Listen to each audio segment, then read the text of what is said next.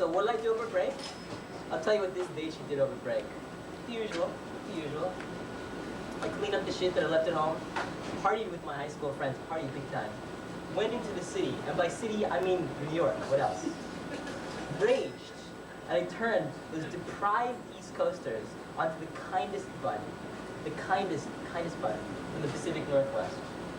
Weird stuff happened, let me check this shit out. First thing I did was my laundry, right? And while doing so, I thought I'd go through this growing pile of keepsakes, you know? And throw some stuff out and sacrifice a few memories. Yeah? And you know, I got people walking in and talking to me weird shit about parents. They walked in. It's weird. Volume. Can they hear us? Right? So first thing I did was I was doing my laundry while doing so. I going through this pile of shit, right?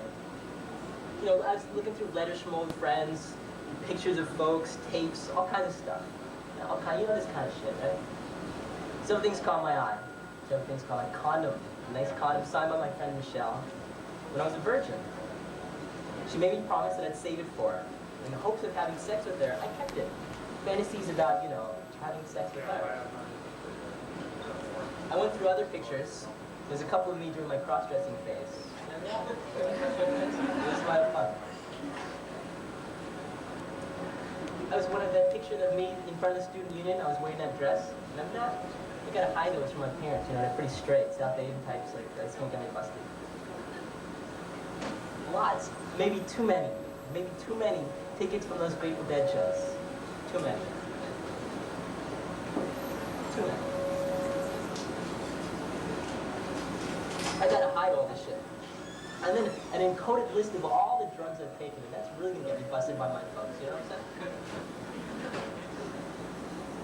So you gotta ask me, why do I keep such incriminating crap? You know, what do I just get off on the possibility of getting busted? You know, getting caught by my parents? Who knows? But I did, I kept it. After pushing the mess into the corner, I grabbed my head stash, and my traveling stash, right? Of dope. Okay? I call the former, this is my savings account, right? This is my savings account. Right? You know what I'm saying, right? You understand that. And the smaller one, right? This is my checking account. Okay? You know the logic here, right? You get that?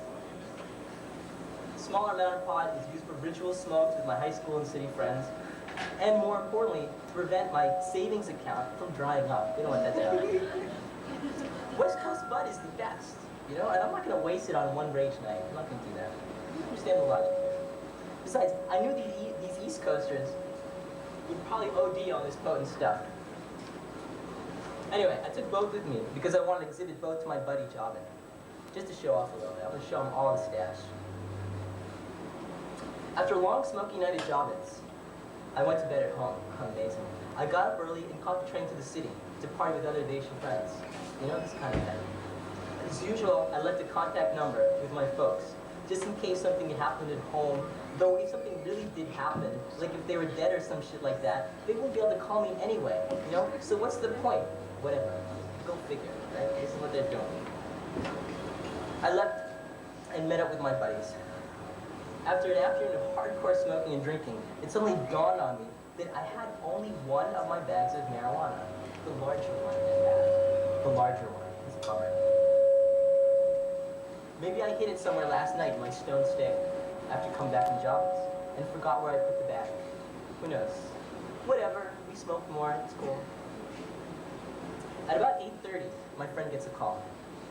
Looking a little freaked, he whispers, "God, Bray, it's your father, man. Dad wants to speak to me? Wants to speak to me? You know, all the years I've partied in the city, this is a first. It's a good thing, too, that I didn't give him a fictitious number. I sometimes did that. What's the difference? He never called anyone." So I get to the phone. "What's up, Dad?" "How are you?" he asks me. He sounds really tired and sort of bummed out. "Fine," I answer. "When are you coming home? Your mother and I really want to speak with you when you get back." "What's up?" "I'll come probably tomorrow afternoon sometime." Being a little paranoid, I say goodbye and get back to partying with my friends. I begin to speculate, and after a little more marijuana, paranoia escalates to dangerous levels. My friends and I conclude that my dad must have found my smaller stash, and I was headed for a lockup. The chorus of people chant like a mantra. Ayo, Ramane, rehab, man, you're going to rehab. Arey, you're fucked. Totally busted, y'all. Totally busted, shit, man. As long as I'm about to get busted at home, I figure I might as well party it out, like big time. You understand what I'm saying? Like, fuck it, man, I'm gonna go out. I might as well go out big, right? My friends and I frantically smoke the rest of the stash. My savings account is zeroed. Very high, I hit the sack and crash out. I wake up the next morning feeling very, very groggy, pillow-headed, and hangover beyond belief. Now, you've seen me like this before, you know what it's like.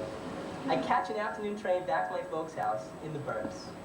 I was a bit apprehensive about what was gonna hit the fan when I get home. Still pretty stoned in the train, I somehow resolved, dig this, right? To tell my folks that I'm a pot smoker, and more importantly, this is not a bad thing. Deluded, I further resolved to ask Mom and Dad if they want to try it out. Hey, it's not bad for you. I'm still getting good grades. And I'm not a bad person, am I? All baked, we would be happy, and we would be a happy and stoned family. Happy together and all of that kind of shit. My brother, being a straight type, would probably be excluded from our mellow buzz, and I would succeed in matters of sibling rivalry too. What more could I ask for? 2 birds with 1 stone and 3 stoned. This is it. It doesn't get any better than this. You understand the delusion. Got it. I call my folks at the train station and Dad comes to pick me up. The car is dead quiet. I can feel this tension. There's a really bad vibe in the air. I get home, go upstairs, and search my room for the pot, for the missing checkbook. No such luck. Frantically, I check all of the secret hiding places. Is it in the pile of crap that I was throwing out? Nope. Nowhere to be found. Maybe they found it already and it was downstairs. Hell, maybe they smoked it. Deepak Sarma. Dramatic pause. Come down right now. Your mother and I would like to speak with you. Oh shit, here it comes. Yeah, I need another cigarette.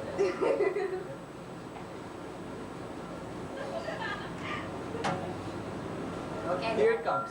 Right. My admission speech replays in my head.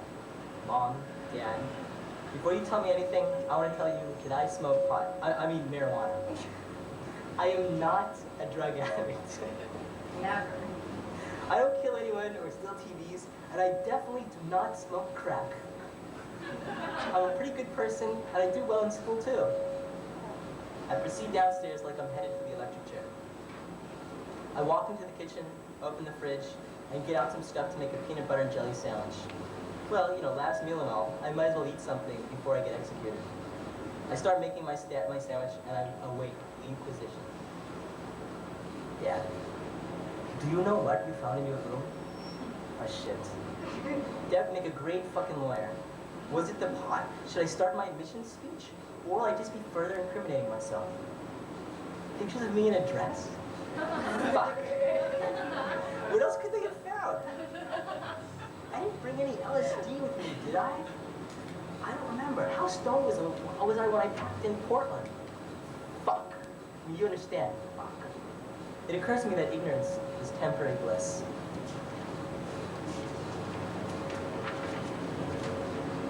You know, Dad, what did you find in my room?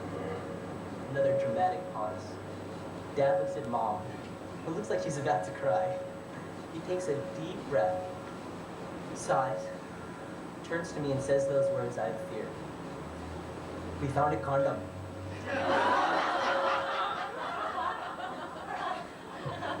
I start laughing now. Have you ever used this condom before? He asks, holding the incriminating evidence with the tips of his fingers as if it was poisonous or dripping with semen and other such bodily excretions. Of course I haven't used that condom. I tell him, feeling quite relieved at this point and laughing at the silliness of the question. And for that matter, the whole silly situation. Even more pissed off, he clarifies, have you ever used a condom at all? I think for a minute. At this point in my sexual career, and don't tell anybody, I've only had sex once. Not with that condom. Yeah. So should I plead ignorance and say, oh, Mom and Dad, forgive me, I only had sex once and it wasn't even that good. I didn't enjoy it. I'll never do it again. Not even when I'm married. So sorry. Nah, I'm not gonna do that. How about that? If I'm gonna go down on this one, I might as well earn it. And let him think that I'm a raging nymphomaniac, having sex with as much as possible, and even more than that. Of course I've used condoms, I said, proudly emphasizing the plural on that one. As an afterthought, I say, well, at least I'm practicing safe sex. Maybe this will somehow lighten the sentence or something. All hell breaks loose. Mom starts crying and mumbling these things about Kali Yuga. That's the Hindu Armageddon. The end of the universe as we know it. My science geek engineer to be brother creeps around in the background. His jaw is dropped to the floor. Eyes are bugging out. Dad starts in his most authoritative voice. But first, he evokes the power of God to back him up. Rama, Krishna, Govinda, Paramatma. You know that your mother and I do not approve of premarital sex. We do not. And then he lets loose the punishment of all punishments. Taking a deep breath, he says, after talking to your mother about this, we've decided not to have an arranged marriage for you.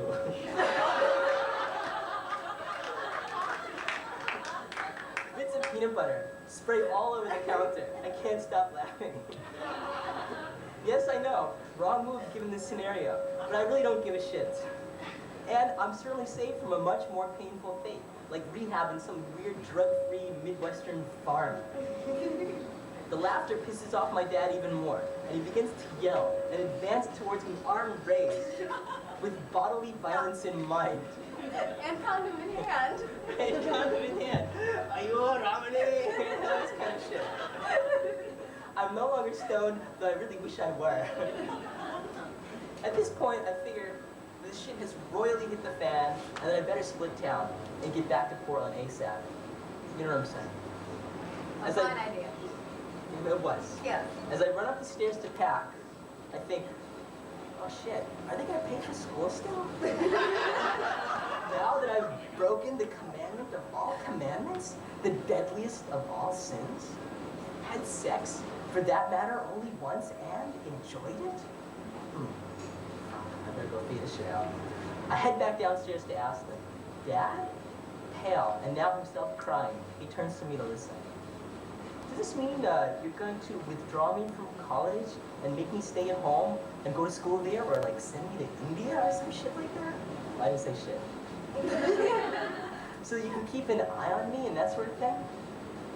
Dad closes his eyes and thinks. He replies, no, I don't think so. Do what you would like. Just remember that your mom and I disapprove of some of the things that you do. We've always wanted to arrange our marriage too, and now we will not. I wash my hands of the whole thing. Cool. I go upstairs and call Javed. I left my checkbook at his house, imagine that.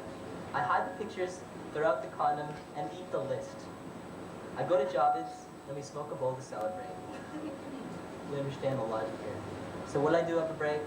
I was saved from rehab and from an arranged marriage. That's what happened.